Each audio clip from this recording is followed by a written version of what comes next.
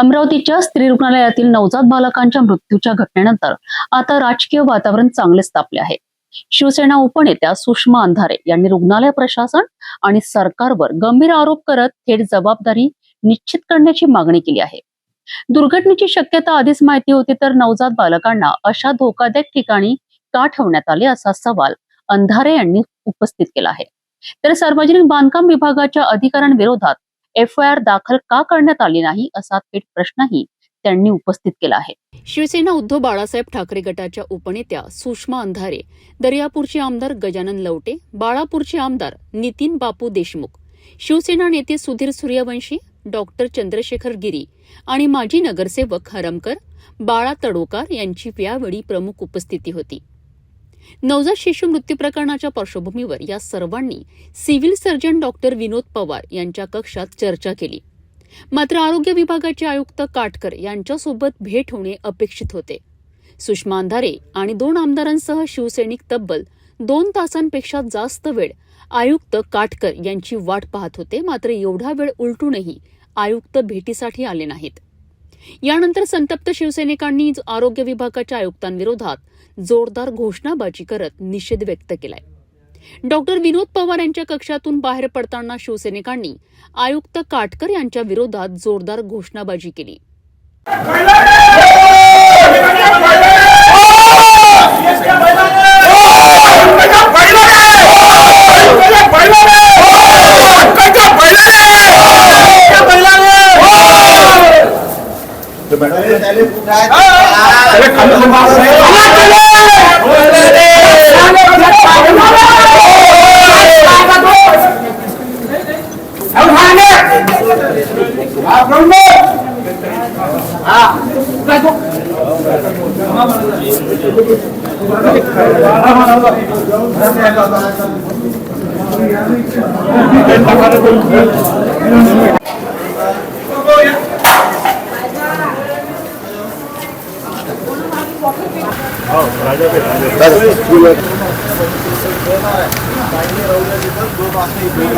भाऊ बाजूला का भाऊ बाजूला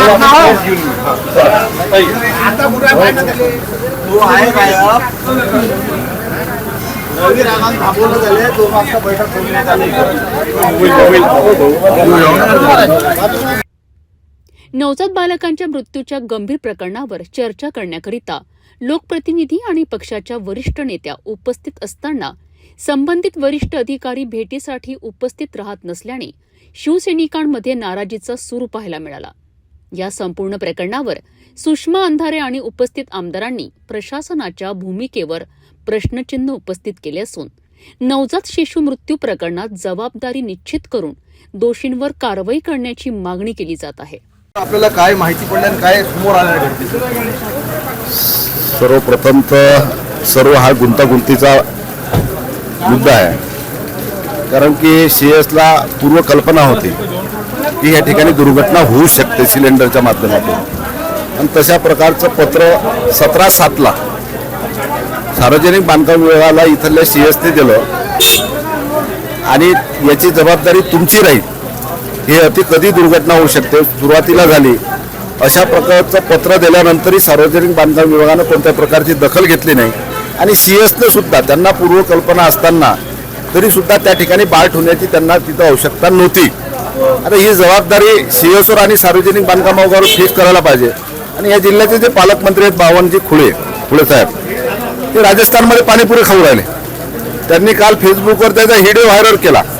ज्या जिल्ह्याचे आपण पालकमंत्री आहोत त्या जिल्ह्यातले बाळ मृत्यू पावले लहान यांच्या कुटुंबातला एखादा बाळ असतं तर हे राजस्थानला असते का? मग यांना कोणतं या जिल्ह्याचं घेणं देणं आहे, यांना कोणतं या महाराष्ट्राचं घेणं देणं आहे? एकीकडे आपल्या जिल्ह्यातले बाळ मृत्यू पावले, तुम्ही राजस्थानला पाणीपुरी खाता, असे पालकमंत्री जर असतील तर या जिल्ह्याचं काय महाराष्ट्राचं वाटोळं झाल्याशिवाय राहणार नाही। संदर्भात आपल्या काय प्रतिक्रिया आहे? कोणाचा आपण आढावा घेतला, माहिती?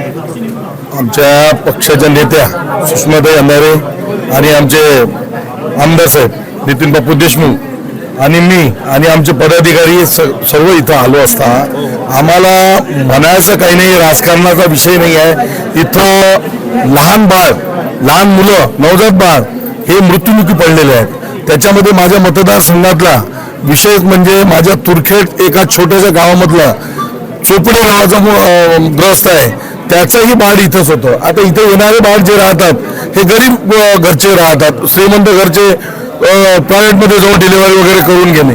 पण इथलं गरीब घरचे बाळ मृत्युमुखी पडल्यामुळे त्यामुळे माझं एकच प्रशासनाला म्हणणं आहे की आपल्याला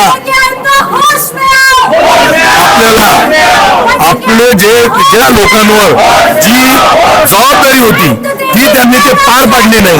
जे व्हेंटिलेटर जर तिथं स्फोट होतो आणि प्रशासनानं म्हटल्यावरही ते व्हेंटिलेटर बदलवले नाही, त्यावर गांभीर्यानं विचार करण्याची गरज आहे.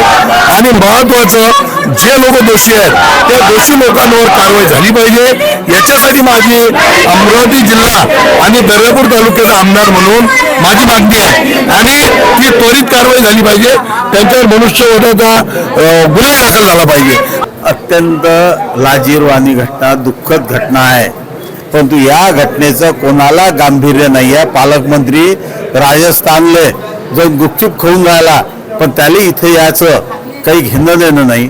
आणि हे असे लोक जे आहेत, 1-2 वर्षापूर्वी हाच इन्सिडेंट झाला, त्याच कंपनीनं झाला आणि पुन्हा तेच हे भाळगाव लोक आहे.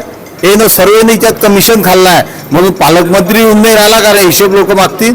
आणि आता तो कोणी आले आहे कमिटी, हे फक्त आता पैसे जमा करायसाठी फिरून राहिले. याच्यावर तर मनुष्यवधाचा गुन्हाच दाखल केला पाहिजे असं आमचं आता मत आहे.